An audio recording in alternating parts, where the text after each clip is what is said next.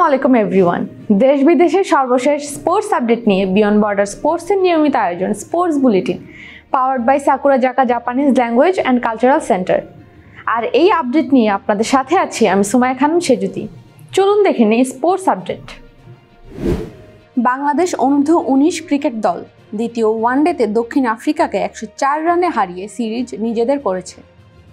Javad Abrar, Azizul হাকিম তামিম এবং রিজান হোসেন তিনজনেই 50 হাঁকিয়েছেন।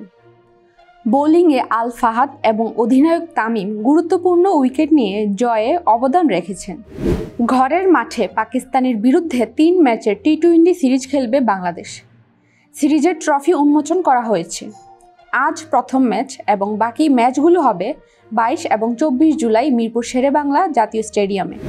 Bangladesh Pakistan টি-20 series ঘিরে দর্শকদের জন্য এক বড় স্বস্তির খবর দিয়েছে বাংলাদেশ ক্রিকেট বোর্ড।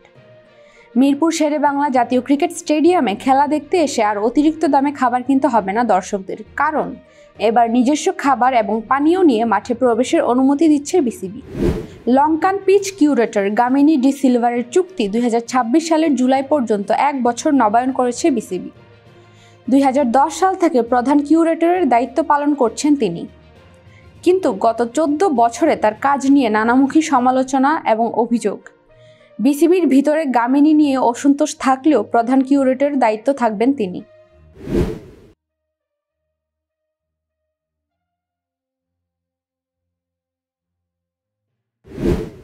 জাতীয় ব্যাডমিন্টন চ্যাম্পিয়নশিপে পুরুষ এককে আব্দুস সোয়াদ টানা তৃতীয়বার চ্যাম্পিয়ন হন।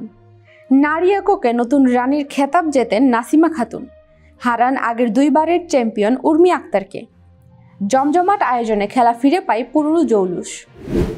বসুন্ধরা কিংস এরেনার অনুশীলন মাঠে অনুষ্ঠিত প্রীতি ম্যাচে শ্রীলঙ্কাকে একতরফাভাবে 5-0 গোলে হারিয়েছে বাংলাদেশ নারী ফুটবল দল। লাল সবুজদের পক্ষে জোড়া গোল করেন পূজা রানী, বাকি 3টি গোল করেন কাকন রানী বাহাদুর, তৃষ্ণা এবং আফিদা। প্রথমবার জুনিয়র হকি বিশ্বকাপে খেলবে বাংলাদেশ। এক্ষেত্রে ডাচ কোচ সিগফ্রাইড অকম্যান 3 মাসের জন্য বাংলাদেশের সঙ্গে কাজ করবেন। হকি ফেডারেশন ইউরোপ এবং এশিয়ার শক্তিশালী দলের সঙ্গে ম্যাচের পরিকল্পনাও করছে। এসিসি এর সভা ঢাকায় আয়োজন নিয়ে আপত্তি তুলছে বিসিসিআই সহ শ্রীলঙ্কা, ওমান এবং আফগানিস্তানের ক্রিকেট বোর্ড।